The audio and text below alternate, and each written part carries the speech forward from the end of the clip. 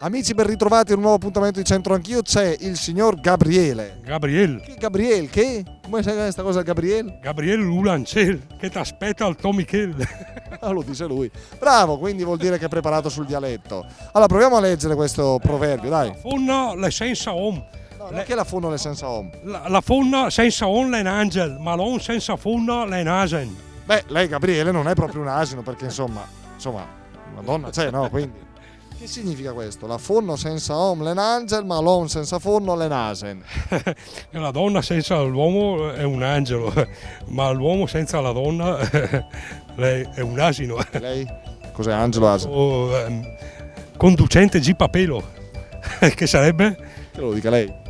quello che portava i muli in montagna. Beh, insomma, hai capito. I lavori di una volta. E invece noi vogliamo farvi compagnia per i prossimi minuti. Restate qui su Teletutto, Centro Anch'io. Grazie.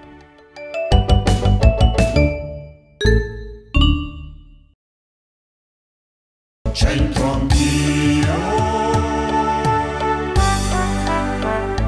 Centro Anch'io. Care amiche, cari amici, ben ritrovati a Centro Anch'io. Nell'ottava sala della Pinacoteca Tosio Martinengo, quando aprirà i battenti, potrete ammirare la pala di Sant'Eufemia dipinta dal Moretto. Parliamo oggi di una tavola di Moretto collocata in origine nella chiesa di Sant'Eufemia. La scena si svolge sotto un'architettura imponente aperta su un cielo terso. La Vergine e il Bambino accompagnati da San Giovannino sono sospesi come una visione, sorretti da nuvole e cherubini. Sotto di loro sono in adorazione da sinistra i santi Benedetto, Eufemia, Giustina e Paterio. Le sante reggono la palma, simbolo del martirio, mentre i santi indossano ricchi piviali vescovili decorati fin nei minimi dettagli. La composizione è molto equilibrata e movimentata dalla variazione delle pose dei personaggi, sono studiate e alternate tra loro, creando così simmetrie e tensioni. Nell'uso dei colori squillanti, Moretto si rifà alla pittura veneta di Tiziano. No, dico, ma voi lo sapevate che la fonno senza nom l'en angel, ma l'on senza fonno l'en asen? Interroghiamo. Proviamo, Enos, proviamo. È un po' lunghetto, ma è carino. È un po' complicata la faccenda. La forma senza omle, No. La fonno senza om, la forma senza om, l'en angel, ma l'om senza forma, l'en asen. hai capito, Enos? Perfetto, alla perfezione. Che la femmina senza un uomo è un angelo, ma l'uomo senza una femmina è un asino.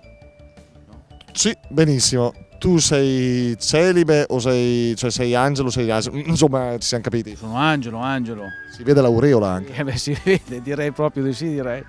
Piera stava fuggendo, ma l'amica ha insistito e l'abbiamo fermata. Poi dovrebbe parlare pure l'amica, però. Appunto. Come si chiama l'amica? L'amica è Silvia. Silvia, una certa responsabilità ce l'ha pure lei, Piera, vediamo un po'. La fonna senza l'om, l'en angel, ma l'om senza fonna, l'en ase. 10 lode per la pronuncia. Vediamo se ora mi arriva anche al significato, che è facile. Sì, la donna senza l'uomo è un angelo, ma l'uomo senza donna è un asino. Ma perché ridacchia mentre mi guarda? Ma io non lo so. È una pura verità. Come la pura verità? Sempre così. No, non sempre, siete anche bravi certe volte, per cui... Cioè, ma pure mi stava simpatica all'inizio, guarda un po'.